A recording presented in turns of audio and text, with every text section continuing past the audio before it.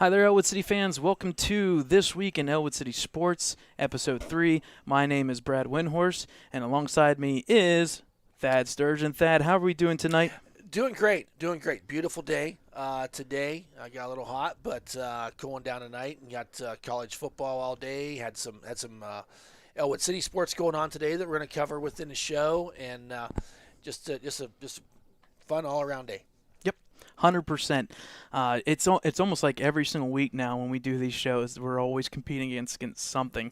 You've got NASCAR, you've got a big, I don't remember, Penn State game Penn State's going on. playing there, a little whiteout going on out there in Happy Valley against Auburn. So they were winning when we came in here, so let's keep that going. And yes, Michigan. As many of you know, Brad is a huge Michigan fan, and they beat up on. I think it was like the Franco Harris, School of the Blind, Immaculate Reception, Conception, kind of thing. So they beat up on them. You know, we got to give Harbaugh, his due. We got to make Jimmy feel good. So there we go. Very, very true. It all comes down to... He will have to play Ohio State, and then you know what happens. Exactly. That's what it always comes down to. So a couple things, folks. We're going to do just your normal show. We're going to recap what happened this past week. We'll preview this upcoming week. There's some really neat things coming this week and some really nice streams. A lot of events coming down to that last 2 weeks of regular season, primarily like tennis and golf. They're going to get into the individual qualifiers, so we'll talk a little bit about that. But before all of that, let's start with cross country. This week, cross country went 2-0. And because of those two games, a lot of times cross country does a lot of tri-meets, meaning there's 3 teams involved, or they'll even do a quad meet coming up here in, I think, 2 weeks. Because of that, they'll compete against each other, and it's all time-based. So it's all about cross-country, okay? Kind of the same concept as track and field in the spring, but all you're doing in cross-country is time. There's no individual events. There's not different events. It's literally you against the clock yourself. Doesn't matter necessarily what the individual does. And how they score these matches, it's fairly straightforward. The way that they score these things is they literally take the place of each individual, and I think it's like the top 5 racers from each team. So if Ellwood has a person that finishes first, they get a 1. And if New Brighton gets a second place, they get a 2. And you add up the points, and then if you have the least amount of points, you win the match. With 5. Exactly, with your 5. Yep. Sometimes it depends on the events. Sometimes they add like a 6th or 7th racer or event or something different. But it was pretty neat to see how the scoring goes down I never knew that. for the event. So those 2 games that they went and played or those 2 matches were together. It was a tri-meet at New Brighton, and they defeated Neshannock and New Brighton 24-32 and 21-34. Respectively. Some really good events there. And who was our lead racer or our lead main boy for that group? Well, Anthony Spatafor. Yeah, had a great week and a set a course record. There at Neshannock at 18 minutes and 29 seconds. So congratulations to senior Anthony Spatafor and his accomplishments, and I'm sure that's a big boost for him as we're moving forward as the season progresses. And if you want to check those stats out, they're on our website, www.ecwolverines.com. If you go under cross country, there's the boys' results, there's the girls' results, and then the team results. I will say, I forget the name off the top of my head, but the person who finished in second was 18:31. And that, I believe, would have also been a course record. So some really nice racing, and I wouldn't doubt throughout the rest of the cross country season, we're going to hear that name, Anthony Spatafor, multiple times. So the next event for cross country is set for Tuesday, 3:30 this week. It's at Laurel and Freedom. So another try meet. There, I think there's like 9 teams or 8 teams at least in that section. So when they do these try meets, they're knocking out 2 or 3 matches each and every time. So there's that. So cross country is coming up. Big week for them as they try to build on their 2-0 season, because remember last year 16-0 in the regular season. Right. So there's that. Next up on our list is football. football. Last night, the Wolverines fell to New Brighton, a pretty good New Brighton team, 34-6. So that makes the Wolverines record now 0-2. Remember last week it was did not have the game, a non-section game, so it was COVID related, canceled, and will not be made up because it was non-section. So the Wolverines 0-2 on the season, and they are 0-1 in section play. I hope you were able to view the game last night, or come to if you were at the stadium. And as always, you can rewatch the game anytime on our YouTube channel at ecwolverines.com. There's a link, or the YouTube channel, Ellwood's or EC Wolverines. Their next game is going to be Friday at 7 p.m. at Beaver Falls down there at Geneva College. So going to be a little. I don't think either one of us would be sitting here if he'd asked us a month ago to say when Ellwood City plays Beaver Falls that both teams would be looking for their first win of the season, because Beaver Falls is 0-3. They've lost all three of their first games to three very, very good teams. They started section play last night, taking on the Laurel Spartans. And Laurel, the preseason hubbub, I think they might be onto something, because they're a pretty good team and went down there, and it was kind of a close game. And Laurel wore them down, and won that game 39-21 or something of that sort. So Beaver Falls, Ellwood City, both looking for their first win, and we'll have more things throughout the week on the upcoming football game. And keeping on note, I know we try to keep things a little bit more Ellwood based, but there were some really crazy scores last night. What was the other? Was Mohawk and Neshannock? Mohawk and Neshannock. I mean, Neshannock was kind of the darling, one of the darlings coming in too, and in Mohawk, I think. I mean, we'll know more here in another 3, 4, 5 weeks, because is Mohawk for real coming out there? Their record's pretty good. And Neshannock, Neshannock was winning big in their first couple their non-section games. I think I was listening to the radio last night coming home, and this is where now it's like the non-section games. A lot of teams are playing up or playing down, so you got some of them lopsided scores. You're just glad to see these teams out there being able to play. And now once you get into section, now we're seeing it. Maybe Neshannock, did they have a bad night? Is Mohawk's defense that good? We'll see where they're at going down the road. But right now, and you'll see the standings when we start next week's game, next week's broadcast. You have Freedom, you have Laurel on top, Freedom right up there too, and I'm missing a team. Mohawk, New Brighton. Mohawk and New Brighton, and round out the bottom here we have Beaver Falls, Ellwood City, and Riverside. So, and we're early in this season. And a lot of things can happen. And we've seen this in other years. When you get into them section games, everybody beats each other up. And you're there. Especially the MAC. You're sitting there at week 9 saying, okay, who's in and who's out? Because you don't know. And then the big thing that they went and posted, and they talk about it, it's really hard to stay up to date on things, because Whitfield does change a lot of things. The state does as well. There's 2 sites that I always check out. I mean, you want to talk about stats and me following sports for high school. I have 30 to 40 different sites that I go to get my information. And the main 2 that I get the schedules, obviously, is whitfield.org and mpiaa.org. Whitfield went and posted their information about the playoff system, and Pittsburgh Post-Gazette posted it. And I was reading through it before the Friday night's game, and that's when they flat out stated in the 2A, they're taking 5 teams from that MAC conference. So you may get a 1-win, 2-win potential at the end of the year. It could happen. And this could be a conversation for a different day. We got a lot of stuff to go over tonight. I'm still old school that if you're not 500, maybe that's a real blanket statement there. But a team that just wins 2 or 3 conference games, they don't need to go. They don't need to go to the playoffs. But we don't make the rules. We just talk about them. Yep.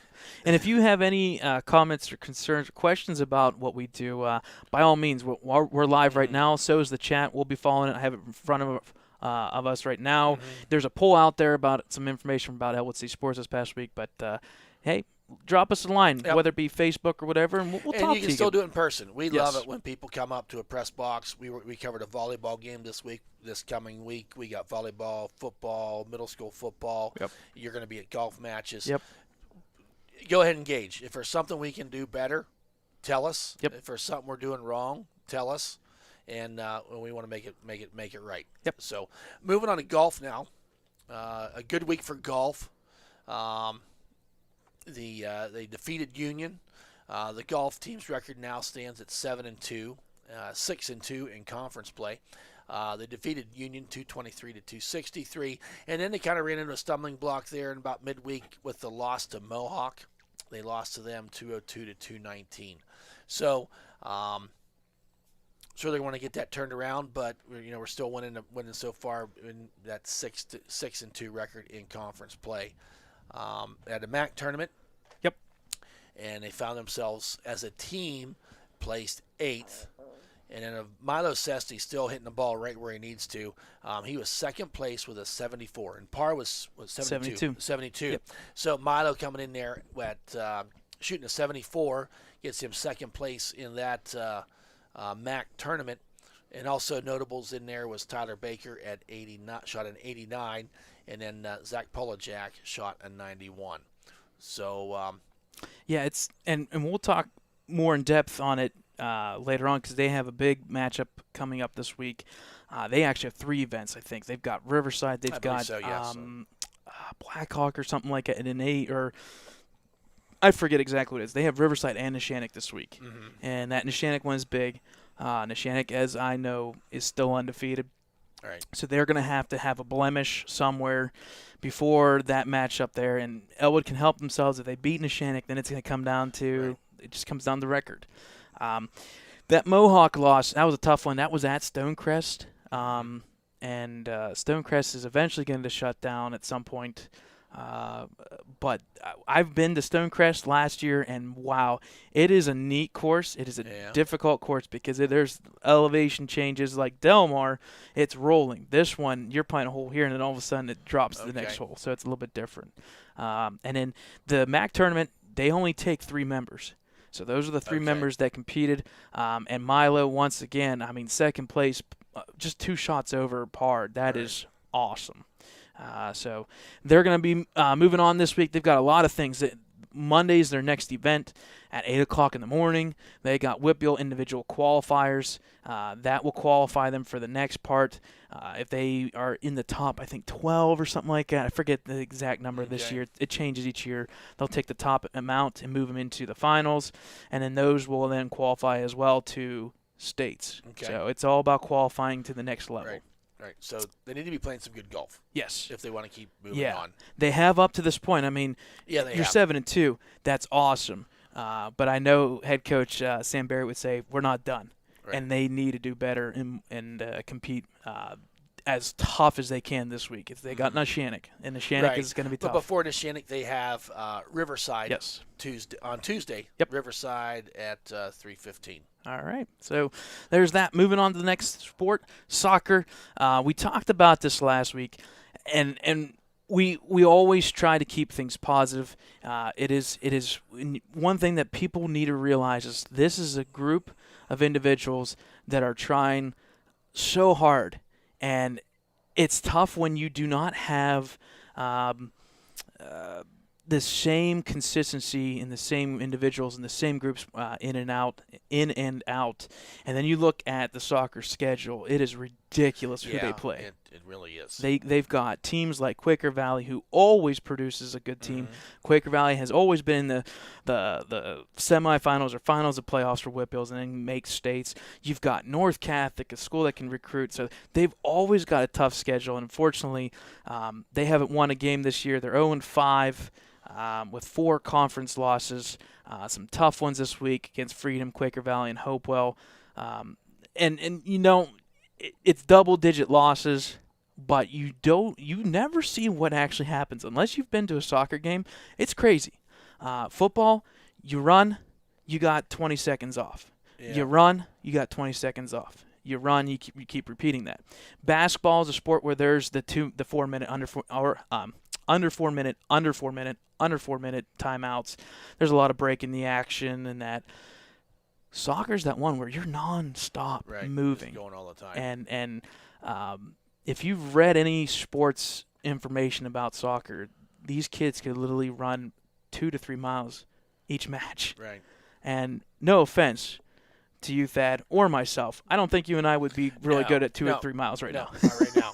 Not right now. So soccer, that's just they've not been playing it here that long. So as the program grows, hopefully we'll see more competitiveness on that side. But, and it's kind of got the same vibe as girls volleyball several years ago. Right. It was a team that was there and then disbanded and then to come back. That's tough. You start out as a club for at least, I think it's 2 years, and then you become a team.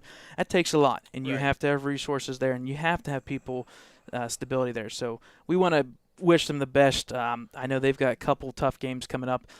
Their next event is Tuesday, 7:30 at Ambridge. The one thing I will say is I love these 7:30 games for soccer. It's kind of neat to see it under the lights. A lot of times for home games are 3:30 games, so it's like it's real warm, it's real hot. Right. But they've got a really good one, 7:30 at Ambridge on Tuesday. So there's that. Second to last sport here, tennis, girls tennis. They are a group that lost many individuals from last year's team. A bunch of seniors graduated. And they've got a couple girls that play golf, so they're kind of doing some double duties here, and sometimes they got to make a decision to go this way to golf or go this way to tennis. It's tough, and scheduling's always been something that they've had to make as best as they can. And unfortunately this week, tennis did lose to Neshannock. That was a real darn good one. I know head coach DeBuono talked about that one, and it came down to a couple tiebreakers in, I think, 3 out of the 5 pairings. Just a tough match to lose 3-2 to Neshannock, because if there's a couple teams that you want to beat, Neshannock is kind of that one you kind of want to beat sometimes.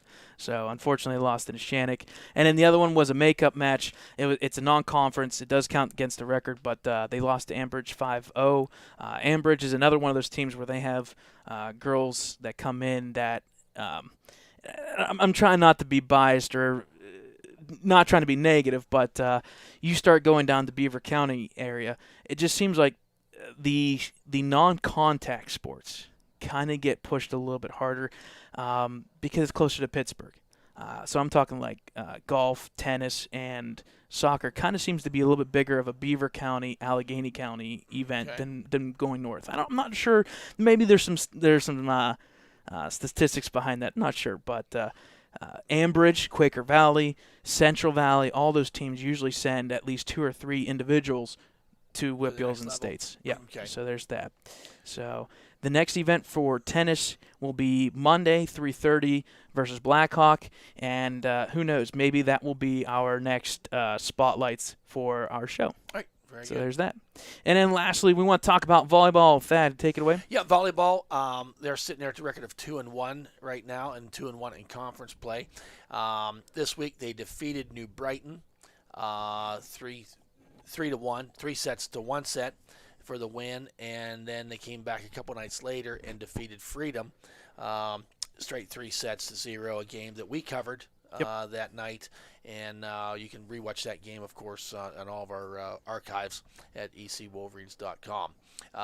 And today, and we're kind of slowly getting the updates on this, they were in a tournament down at Lincoln Park. I don't exactly know how many games they played, but I know that they made it to the championship round, and unfortunately lost. It was 3 sets, and it was best of 3. They won the first one, and then Neshannock was able to take the games 2 and 3 to win the championship of that tournament today. So volleyball looking really good. And you're going to see here shortly a interview that we did on our coaches spotlight with Jenna Ricciuti, and she can kind of fills us in there a little bit of interview about what she has this year for players. Their next event is Monday night at 7:30 versus Rochester, 6 o'clock JV game. and we will be covering them. So if you're a subscriber to our YouTube channel, you'll get alerted at the time of that. If you're not a subscriber, become a subscriber right now, and you can log on real simple for game time at 6. One thing we do with the volleyball, we never really talked about this, Brad, is sometimes there's a long wait in between JV and varsity. For purposes of using YouTube, we just put it in as one event. So if you log on at 7 o'clock and don't see anything, that means that we got tired of talking about and we're just kind of holding off until the start of the varsity game. Yep. So something to keep in mind, and that we kind of do that with boys basketball and girls basketball, is keep one link for both of them, although there might be some downtime in between. Right. A couple things to note for volleyball. That New Brighton matchup was kind of part of a trend. They won the match 3-1, but that first set that they lost was pretty one-sided. I think it was another 25-7 set or something like that. I believe so. And you're going to hear about it with Jenna talking about what the team has this year. And I think one thing that we said off the camera was it seemed like Ellwood has kind of been slow out of the gate in those matches, and that's why in our poll we're talking about that Freedom matchup. Yeah, Freedom maybe not as good as Ellwood, but Ellwood came out of the gate convincingly. Yeah. Right. And I think that's going to help them out in the next couple matches just to get out of the gate. Yeah, and doing well today at that tournament. Yeah, that helps too. And you said what 5 or 6 matches? I'm not even sure, 5 or 6. My daughter's on that team, and the girls volleyball team left the school at 6:30 this morning, and the bus got back at about 20 to 6 tonight. So they had about a 12-hour day with a lot of volleyball in between, and they were excited on how well they did. Yep. But they were glad to sit down. Oh, I bet. After that, I can speak for my daughter, and I'm sure some of her teammates as well. Yep. So their next matchup, like Thad said, is Monday night, 7:30 is the varsity. We'll be live at 6 o'clock for Rochester. And like Thad said as well, there will be a little bit of a break where we'll keep the live stream open. If you don't see anything for 2 or 3 minutes, just know that, okay, this must be the transition. Right. No matter what, the varsity always starts right around 7:30. Sometimes it's like 7:25. Well, they'll bump it up a little bit if the JV goes really fast. But they like to be sure that them girls have a half hour to warm up. Yep. All right, enough from us. We'll switch it over to the head coach spotlight. This week is volleyball head coach Jenna Retrudy, and then followed by that is our senior spotlight. We finished with interviewing the seniors for golf, Zion Bunny, Zach Polajak, Tyler Baker, and Dan Rogers. So we'll take a seat back. Also, while we're showing this, there is a poll on our live stream. Go in the live chat. You'll see there's a poll. What was the best EC performance of the week? All right. We'll take a little break. Enjoy. Hi folks, Thad Sturgeon here with ECWolverines.com and our EC Wolverines YouTube page. I'm here tonight with our volleyball coach, girls volleyball coach Jenna Retrudy. Jenna, thanks for working with us here and taking some time after a nice win here tonight against Freedom, and she agreed to visit with us. Jenna, thanks for coming on. Yeah, thank you for having me. Feeling good after that. I'm sure you are. How long have you been coaching? This is my 6th year as the head coach. Okay, and what got you into volleyball, and then what got you into coaching? Well, I actually was part of the team that started volleyball in the history of Ellwood. I was in 8th grade when it started, so Coach Kim Frampton was my coach. She's a biology teacher at the school, so she started the program, and right when I was moving back into Ellwood after college, the program started to take a little turn for the worse, and I volunteered that year, and then the head coaching position came up, and I was like, I'm not going to let my alma mater fail, you know? So I stepped in, and it's been a blast ever since. Like, I've found my passion for coaching and for teaching these younger girls, and we just have such a good thing going. It's awesome. Well, it shows. If you ever get a chance to come out to a game, you can see your passion and your love for the game, and it's radiant, and it's great to see. Your assistant coaches, Yes. So my dad has helped me for the last few years.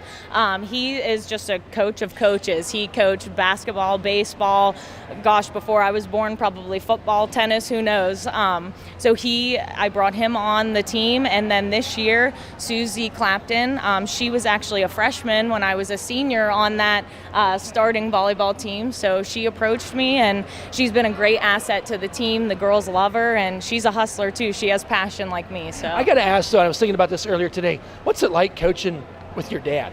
It's awesome, and especially last year when we went to the WIPIAL, he was my softball coach when we won the WIPIAL in 2008. He was my coach, so to be able to take him along with me last year I couldn't ask for anything more. Talk about last year a little bit. Pretty historic moment. Oh yeah. For the community, for the volleyball program. How do you describe that real quick? And I know you could talk about it for hours. I could talk about it for hours. That was the most perfect season. I've had those girls since they were in 7th grade. So every time I get another graduating class, like I want nothing more to give them a section win and undefeated section champs. Awesome. It was awesome. Danielle McCowan, Brianna Reisinger, Maria Iannelli, they were all section, all WIPIAL. Danielle was the top 50 girls in the whole state of Pennsylvania. It just, I still radiate. I love those girls. Yeah, it just, I couldn't give them anything else. Like I said, we had such a love off of the court, and it's the same thing with these girls. The younger ones, they're starting to feed into what I'm trying to teach them, and when they get there, our team's young this year. We have 3 great seniors, thankfully, libero, setter, middle hitter, but a lot of our players are freshmen and sophomores. So we got Morgan Hooker back, that's a junior, but she was on the injured reserve last year. So we have girls that are back, and they're eager, and we want that section champs again. We want to be in the WIPIAL. We want a gold this year. I'm sure you do, and I know you have great expectations each and every year. Yeah. Really, I want to thank you for your time after this, and good luck the rest of the season. We'll be watching. We're going to broadcast as many games as we can. Yeah, so, we love you guys, and we love having the fans love it. So. Yep. So check us out, the EC Wolverines Facebook page. We're also got our website where you have all the schedules for all the sports. Come on out. It's a fun night. It's really a fun night to come out to the volleyball game. Was here tonight. Had a nice crowd, but there's lots of empty seats. There's room for you to come by. So once again, Thad Sturgeon with EC Wolverines. Thank you and good night. Hi there, Ellwood City sports fans. This is Brad Winhorse reporting from Del Mar Golf Course here in Ellwood City. I'm with the remaining 4 seniors for co-ed golf. If you wouldn't mind, I'm just going to go down the line here. If you wouldn't mind stating your first and last name, or first name, whatever you prefer. I'm Zion Bunny. Zachary Polajak. Daniel Rogers. Tyler Baker. Okay, so if you've been following Ellwood City Golf, today was one of their matches against Union. They won pretty convincingly and improved to 7-1 on the year, and 6-1 in league play. We're past halfway, and if you recall, we also interviewed the head coach, Sam Berry, and then the other senior spotlight was Milo Sesty. So there's 5 seniors.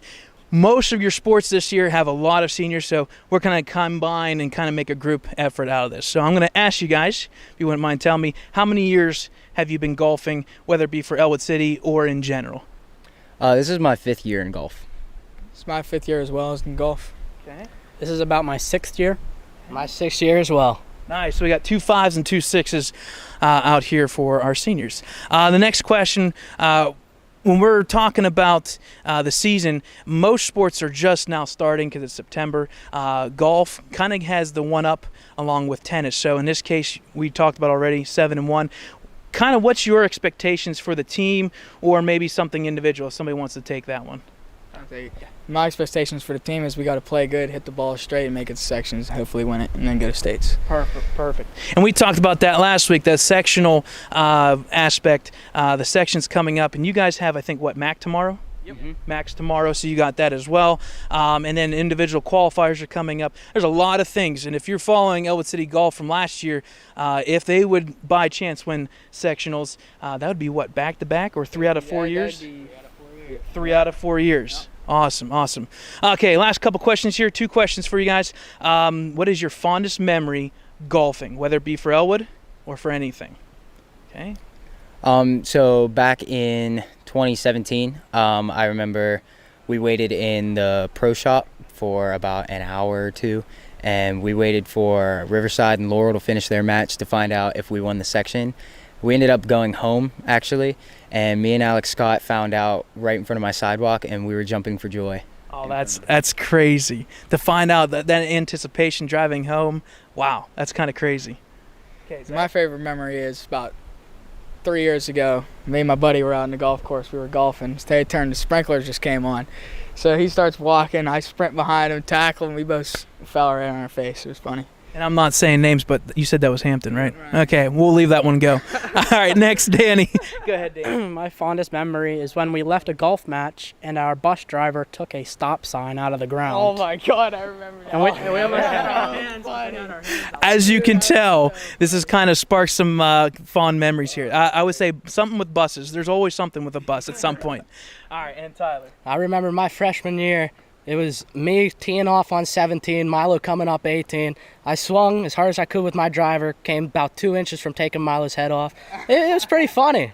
I remember I was looking at him, he was looking at me. We had a good moment back and forth. I bet from there on out, the end of the match, he's probably looking backwards instead of walking forwards. Okay. And our last question, we always like to know, for those who may return as alumni back to Ellwood at some point, we always like to know post-secondary, what's your plans? If you have plans, great. If not, what you're kind of looking at potentially going into. So go ahead, Zana. I plan on attending a 4-year university to study music education. Nice. Musical education. You're in the band as well, right? Yep. Nice. I plan on going to work out in the oil fields as a pipeline welder. Heck yeah, making that money. Listen, pipeline. Whew. A lot of money there. I plan on going to a 4-year university for sports media. Okay, sports media. So something that maybe we could talk about or consider at the end of the year, maybe something you can work with us on. Okay. I plan on going to a university for physical therapy. Physical therapy. Yeah. So PT. Are you thinking about PT, AT, athletic training maybe? I was up and down. I'm still deciding. Still deciding. 60 days to go, so. Okay. Exactly. All right, folks. So once again, here are your 4 remaining seniors for Ellwood City Golf. Their next match is technically tomorrow. They've got the MAC. Is it individuals? MAC individuals? It's three members. Okay, so it's MAC teams, and then once again we'll be finishing up and wrapping up with qualifiers. I believe they're starting next week. So once again, my name is Brad Windhorse, live from Delmore Golf Course, and that was your senior spotlight for Ellwood City Golf. All right, folks, that wraps up our head coach spotlight with Jennifer Trudy, and then our senior spotlight with the 4 remaining golf players. I tell you what, if you want to talk about a group of characters, you throw in Milo Sesti and head coach Sam Berry, it is a hoot. And we have fans there. It is awesome to watch the character. The one thing is they're very animated, so you don't even have to go and ask. You know when somebody's doing really good, and one who's struggling, and you can see the coaches kind of come up there and kind of encourage them. But what a good group, and we'll continue that coverage. Our next spotlight most likely will be tennis, right, with head coach DeBuono, and then the seniors for the girls tennis. So there's that. A couple things here. Don't really know how to say your username, but Gene, thank you for commenting on our live chat. Went and said, like the coverage of EC Sports, keep up the good work. Listen, we love to do it. You said last night that we're not paid to do this. We are a nonprofit organization. We do it because we love promoting for the athletes, the coaches, the sports, the community, and ultimately we like just doing it. It's enjoyment. It's our hobby. Yes. I mean, it's yeah. It's not work. I mean, that's what someone said. You know, when your kids graduate, are you going to quit? I says, when it becomes work, is when I'm going to quit. Yep. So it's not work yet. So we're going to keep on doing it for a long time, the way I see it. Yep. And we closed our poll for this week, which was what was the best EC performance of the week. And a couple people voted, and final result, 66% of the votes went to volleyball. So congratulations to the volleyball team. We hope that we keep this competition kind of going for all the sports next week. All right, so Thad. Our next broadcast, you can find us on Monday night at 6 o'clock and then again at 7:30 for the girls' volleyball game against Rochester. And then the middle school junior high football team is taking it's at Northgate, which is a pretty good drive away, probably an hour or so, and we're wanting to go down there. We know since it's so far away to try to get a lot of people to watch that game. We didn't mention it. They had a really good week against Union. They did. They won 48-6 or something of that sort. So they got their first win of the season under the belt, and hopefully you're going to do that again on Wednesday night, which we will be covering, and of course Thursday night. Yep. I beg your pardon. Friday night. There you go. Friday night we'll be coming from Geneva College for the Beaver Falls Ellwood City football matchup. Okay. I think that's it for me for this show. Great. Ben? I thank you. Hope you all have enjoyed the broadcast as much as we've enjoyed presenting it to you. On behalf of Brad Windhorst and myself, Thad Sturgeon, have a great week, and go Ellwood.